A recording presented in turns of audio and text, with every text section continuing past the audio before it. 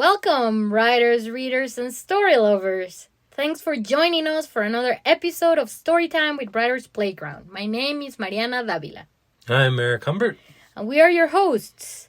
We have a beautiful story to share with you today, and I think we're just going to pretty much get right to it. That's right. We haven't had a whole lot going on other than just working hard on our current challenge, reading your submissions, and writing feedback. And we will be sending out our last status update sometime later next week. And in it, we will set the exact date on which we will announce the winning stories. So look out for that. But let's get right into our story for today. Yes. Today, Merrick will be reading Somewhere Between by Russell Mickler, which is a terrific story that follows Hank Whitaker, a journalist who stumbles upon Don Mateo Corbalan, an alien Argentinian widower who claims to hear the voices of the dead from a dry well. It is a lovely piece of magical realism. Indeed. And Somewhere Between won 7th place out of 716 entries in our 10th Playground Challenge. And Russell Mickler is a talented writer from Vancouver, Washington, who mostly writes fantasy, science fiction, magical realism, and horror. He's an avid participant in writing contests and also a judge for the New York City Midnight. And he is a member of Science Fiction and Fantasy Writers Association, which you can check out at sfwa.org. And also make sure to check out Russell's website, black-anvil-books.com. And there you can find a variety of his work, successes that he has had in writing competitions, short stories that are available on Kindle or audiobook, and he also has published a novel called The Ballad of Skyr Danon, a Vampire Story, which is available on Amazon, as well as a whole series of cozy fantasy stories called The Avalorn Tales. So go check that out. It's good stuff. And this information will be in the description wherever you are listening to this. Exactly. But for now, enjoy Somewhere Between. Here we go.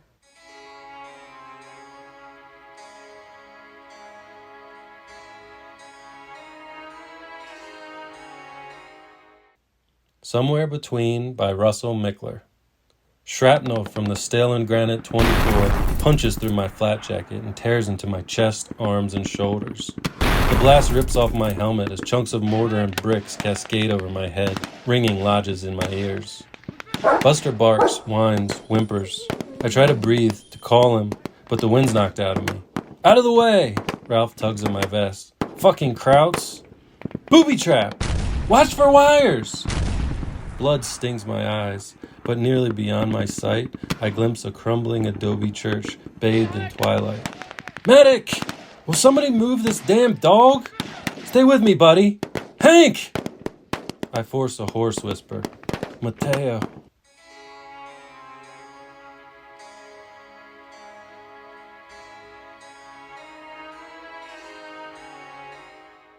I approach a modest home with thick adobe walls of sun-dried earth, straw, and sand. Squinting away the sunlight, I rap against the doorframe.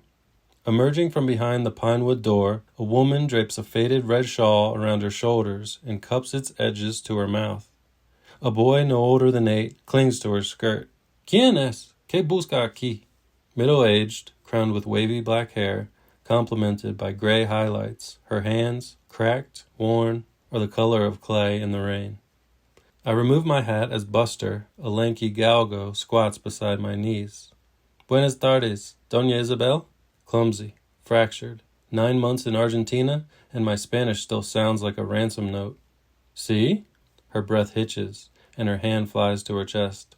Don Mateo? No, I continue in Spanish. But I assist him, yes. I retrieve the letter from my breast pocket. The paper is coarse, creased unevenly, yellowed, and rough-hewn. She unfolds it, flips it sideways, then upside down, puzzled. May I? Illiteracy isn't uncommon in Espejo. Nodding, she surrenders the letter with trembling fingers, aware of its gravity, if not its words. ¿Qué es, mama? Buster's head swivels toward the boy. I reorient the page to sharpen my focus and clear my throat. My darling Isabel. Sobbing, she braces against the door. Time passes. The wind carries your name, but I cannot catch it. I remember your laugh, but cannot hear it. She cringes as if the words tug at something long buried. Be mindful, love. Frost will come early this year. Double your stores. Take care and show Thomas your strength. I await the day when the wind unites us again. When I hand her the letter, she clutches it tightly to her bosom, as if afraid it might slip away. Her dark eyes meet mine. Gracias. I return my fedora to my scalp and tip its brim. Evening. Returning to the road, my thoughts turn to the dozens of letters I've delivered. Words of the dead written for the living.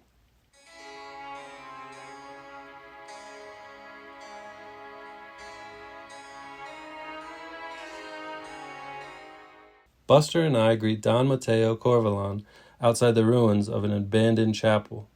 A bruised twilight stretches over Pueblo Espejo, blurring the outlines of eucalyptus trees and adobe houses until they seem more memory than matter. The brisk air captures a thin layer of chimney smoke as a pale moon hovers over the distant hillside. "That's the last one," I shout. Mateo grunts, tossing another pine log on the fire. Embers scatter like a prayer into the sky. An old man with wispy white hair, Mateo waddles more than he walks. Seized by a rasping cough, he waves as I enter the courtyard. Buster darts ahead, disappearing into Mateo's ramshackle home. "All right, I'm coming." The chapel is a lesson in entropy, cobbled together with timber and adobe brick under a corrugated tin roof that shivers in the evening wind. The sullen, warped door lists open, exhausted from holding itself upright as warm orange candlelight escapes through cracks in the walls. Twilight suits this place, wedged somewhere between the earthly and the ethereal. Stripped of its religious icons and tributes, the chapel's nave carries the scent of aged wood, mingled with a faint tang of salt, sweat, and smoke. Inside are 2 cots, a stack of wool blankets, and 6 wooden tomato crates. Humble vessels storing Mateo's worldly possessions. In contrast, my steamer trunk, with its black leather and polished brass fittings, fashioned for a world of ships and rail stations, sits alien and incongruous, a sarcophagus holding the remnants of a different life. Buster nudges my leg, and I snicker. I can always count on the dog. "You'll get your share." I approach the altar. Pulling an iron pot from a ceiling hook, I untie the twine around a cloth bundle of sheep meat, set the cuts aside to dump fresh offal, liver, kidney, and tripe into a shallow bowl. Securing a few wrinkled potatoes, carrots, and dried oregano sprigs from a wicker basket, I ladle fresh water into the pot from a porcelain basin. "Come on." Back alongside the crackle of Mateo's fire, Buster settles beside me as I use my pocket knife to prepare dinner.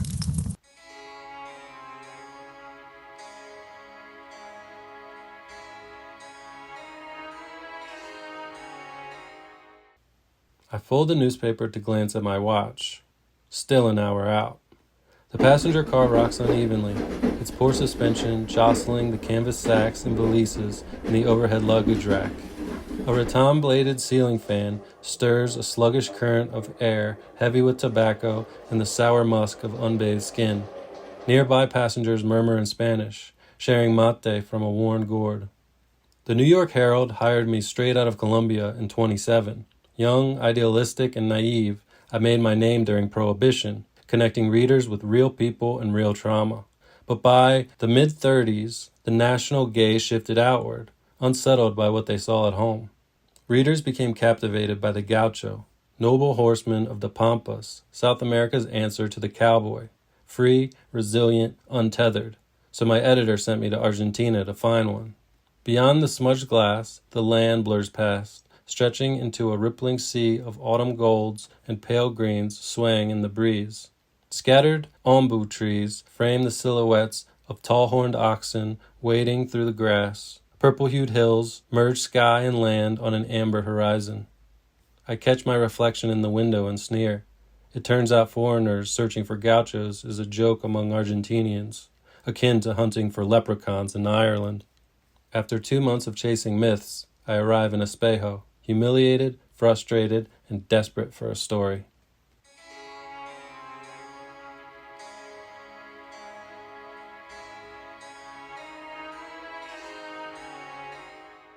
I churn the stew. The pot releases soft hisses of steam, and Buster stirs.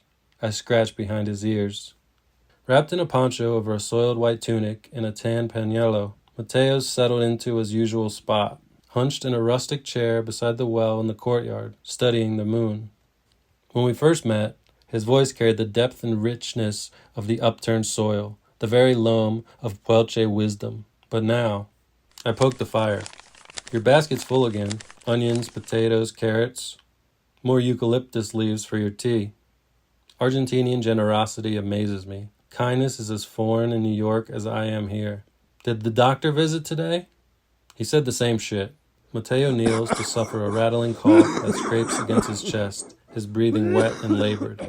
His body shakes as the fit bursts a strained, gasping wheeze that tries to claw free of his lungs. Tuberculosis. He spits on the ground. Rest, water, tea. I put his bowl on the well's rim. I could have built the fire. I'm not an invalid. Mateo rarely makes eye contact. I outstretch my arm. Hand it over. He hands me his bottle. I pop the cork to sniff its neck. Mateo shoos me away. I don't have any more. You're more resourceful than you look, I say, stepping away. And your neighbors are too accommodating. Buster's eyes follow me as I round the fire and return with a blanket and Mateo's canteen, half full of water. I place both beside his chair. I peer over the well's edge into the darkness. Think you'll hear them tonight? No, he mutters. He glances scornfully at the bowl. Moon's wrong. Now come on, don't be like that. Eat. It's the last meal you're going to get from me. Gringo stew. Bland Yankee. Another coughing fit arrests him mid-sentence. I tug my fedora lower across my brow. Remember the deal. I cook, you eat. He waves me off. Buster perks up as I return to the fire. At least the dog appreciates my cooking.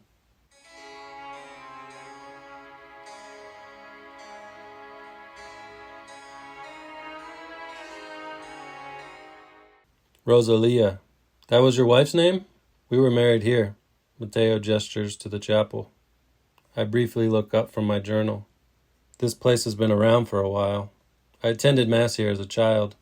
Mateo's dog leaps from his hind legs to push his front paws against me, disrupting my writing. Sorry, Mateo says, coaxing the dog to all fours. He's a stray. Been following me around for months. I don't know what to do with him. I re-examine my notes. So, you commune with the dead? Not really, Mateo assures, but they speak to me from the well. He escorts me to a circular well made of fieldstone bricks reinforced with lime plaster. Generations of hands must have smoothed the moss-mottled, cracked stone rim. I lean over the edge. How deep is it? Don't know, Mateo says. He doesn't bother looking in. It's dry, though. No water. Has been ever since I was a kid. I tap my pencil's eraser against my temple. And when did they start speaking to you, these souls? Mateo scratched his beard. After Rosalia's service, it rained, and as I was leaving, I heard her. Wait, you heard Rosalia? Yes. I jot down some additional notes. Go on. He rested his hand on the rim of the well. I heard her call me from down there. He imparts a nostalgic smile. I came back each night for a week. She talked. She didn't hear me. Didn't that concern you? I missed her. He ran his hand tenderly over the well's rim. I ached for her. There was nothing I wanted more. Confused, I flipped back a page in my journal. But you said voices. Mateo shrugs. Yes, night after night, more spirits pleaded to me from the well. They wanted to share their stories or contact loved ones living in the village. So that's when you started the courier service. Mateo grins. Half his teeth are missing, and the others are stained brown. When I started delivering the letters, yes. I flicked the end of my pencil toward the chapel. And you live here now?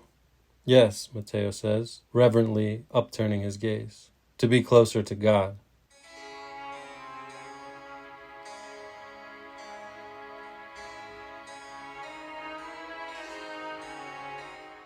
Okay, you've suffered enough. I dish stew and place the bowl before Buster. His floppy ears perk up, eyes locked on mine, and at my wink he lunges, devouring it in seconds. Soon after our first interview, Mateo's health declined, so we struck a bargain. I'd help with chores and deliver the dead's letters in exchange for shelter and permission to publish them.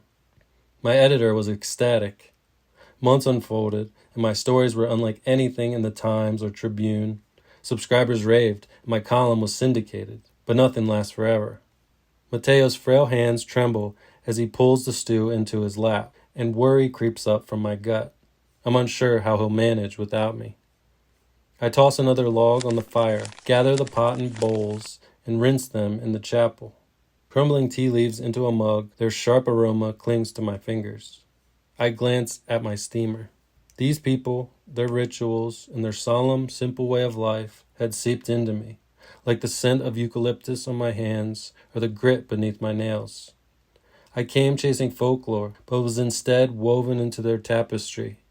Leaving Mateo, Argentina, feels like excommunicating myself from something sacred. Languid, the dog barely stirs as I return. After hooking the pot of water over the fire to boil, I ease myself against the stack of firewood. Buster curls against my thigh as I open my journal to reflect on leaving. An hour passes before Mateo rocks back and forth in his chair. Buster jerks up from my lap, ears pricked. It's starting.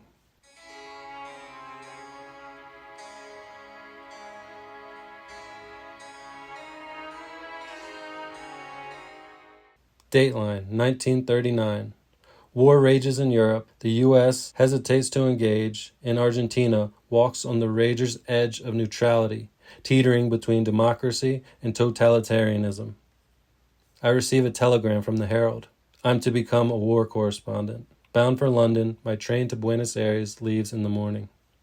I yell at my editor over the phone, the only telephone in Espejo. James, now you listen to me. I can't go. I won't. His voice sounds tiny over the wire. Hank, gauchos are still popular in the States. Frank Hill at the Republic, he's telling me he's got 20 scripts greenlit and ready for casting. This stuff's going to be big for years. Mateo's only got... Hank, James says, more insistent. Austria's fallen. Adolf's going bananas. The chief wants you there, and I ain't got no choice. Capiche? Damn it! When I slam my palm against the phone booth, a spooked chicken flutters from the hands of a woman waiting her turn. This is a once-in-a-lifetime trick, see? Don't be a fool. Hank, you will be on that train. Mop it up.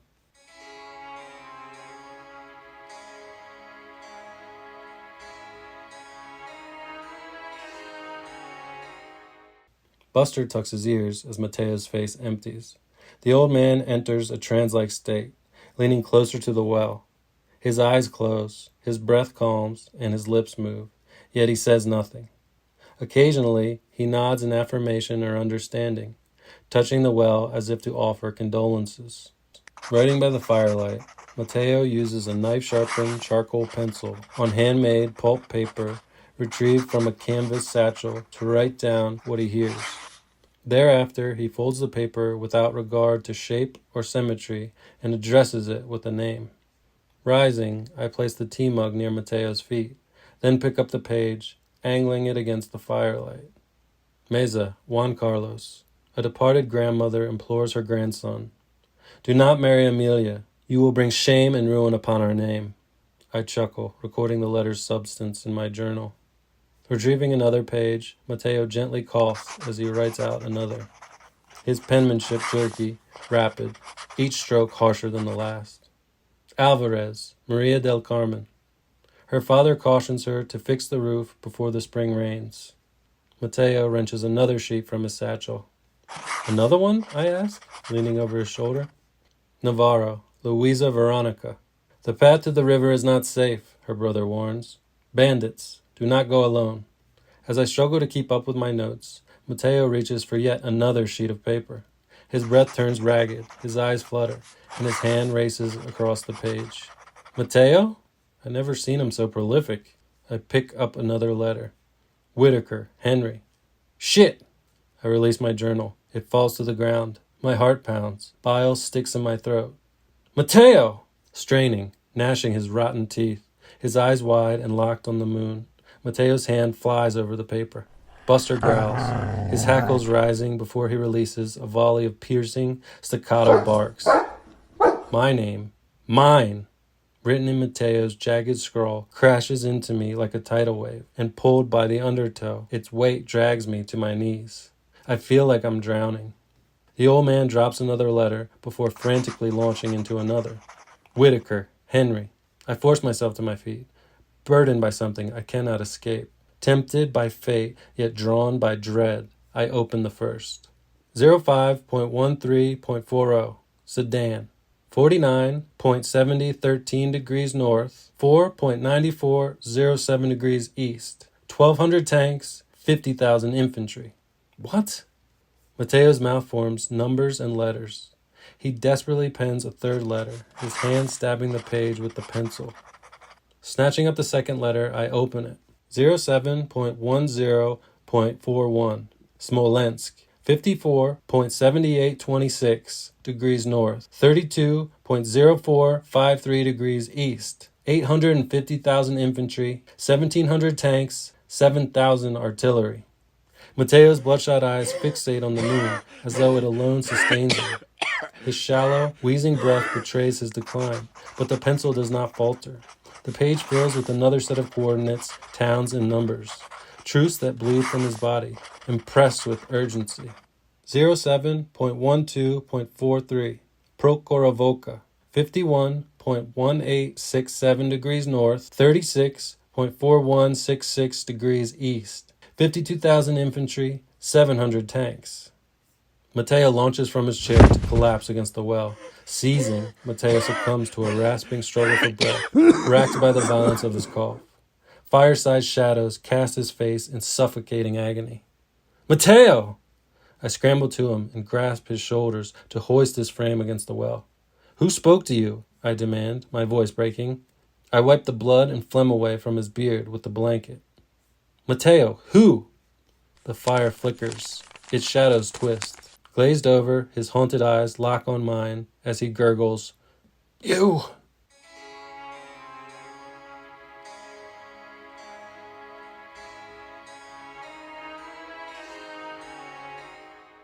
I bury Mateo in the courtyard before dawn. Buster circles close, whining in shared sorrow. The grief bores deeper than the shovel ever could. I'm sorry, old man. I press a cross fashioned from firewood kindling into the upturned soil. I have no words for him, only a modest marker for a life tied to a mystery I'll never fully understand. The horizon lightens pink as I shoulder my steamer trunk and hoof it to the station. Buster trots beside me, quiet, ears low, while behind us the chapel recedes, swallowed by distance and the morning light. The train hisses and groans at the platform. I set my trunk down to thumb through my tickets, passport, and Mateo's letters. A bald man leans against a lamppost, the light spilling across his dark trench coat and swastika armband. Sharp and probing, his eyes hold me like a command. Taking to his hind legs, Buster jumps on me to lick my nose and cheek, thankfully snapping me to attention. Helping him down, my fingers knead Buster's scruff to find some measure of calm. The Nazi tilts his head to examine a photograph in his hand. Adjusting his glasses, his lips curl into something that isn't quite a smile, just as the train whistle screams. I step into the car with Buster close behind. I stow my luggage only after the train lurches and the station slips away. But the weight of my trunk is nothing compared to Mateo's loss settling in my chest. Buster rests at my feet after I take my seat. Tugging the brim of my fedora, I open my journal and scan through its pages. Leaving this place, I feel lost in the twilight, trapped somewhere between heaven and earth, life and death, unable to shake the feeling that whatever comes next has already begun.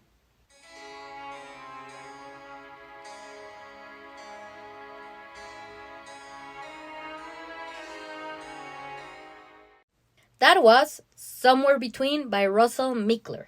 It is really a beautiful piece. It is.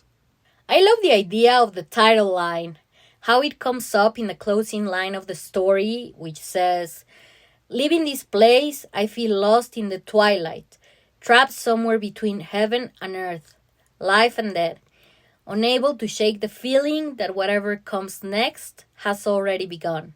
And how that connects to the line that we got towards the beginning of the story, which reads, Twilight suits this place, wedged somewhere between the earthly and the ethereal.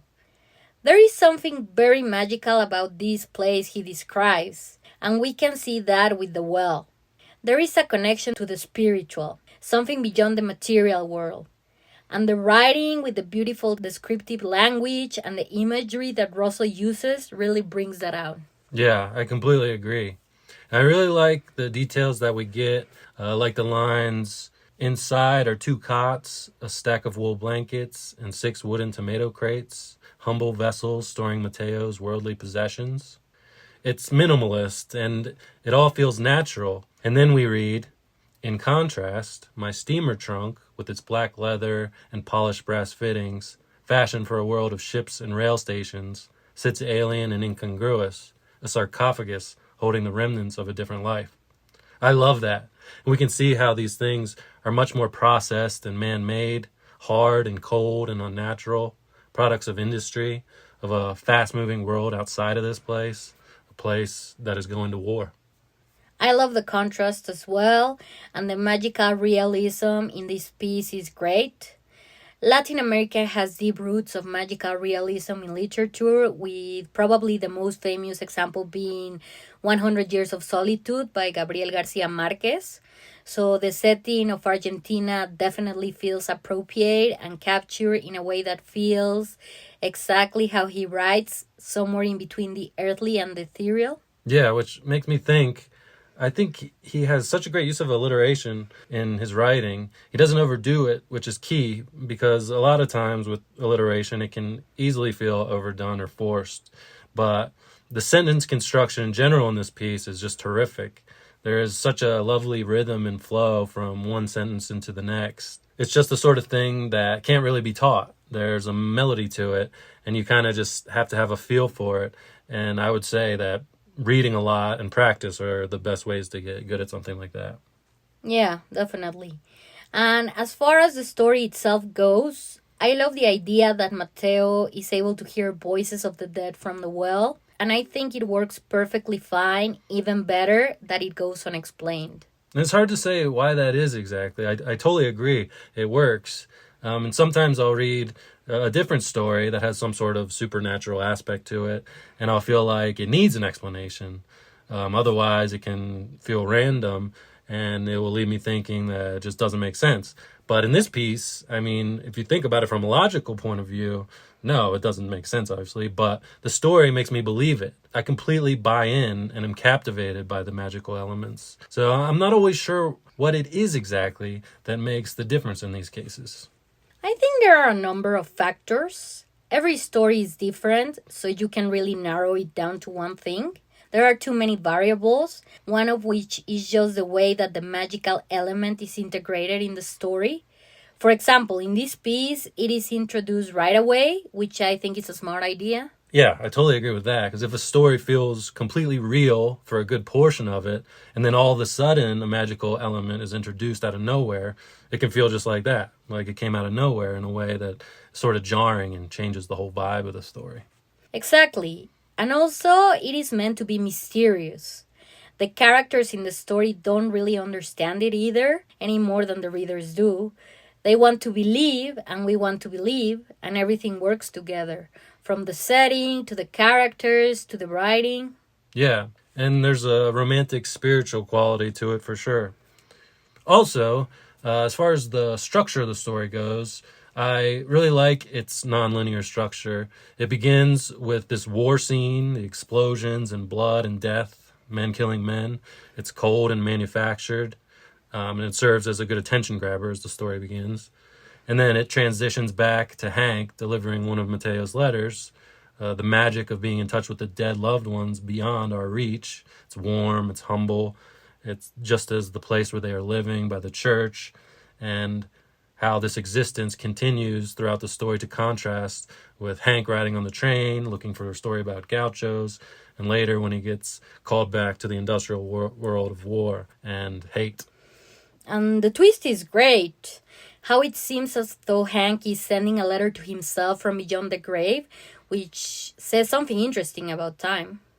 It kind of questions, is time real beyond this life? Maybe something that we can't even comprehend.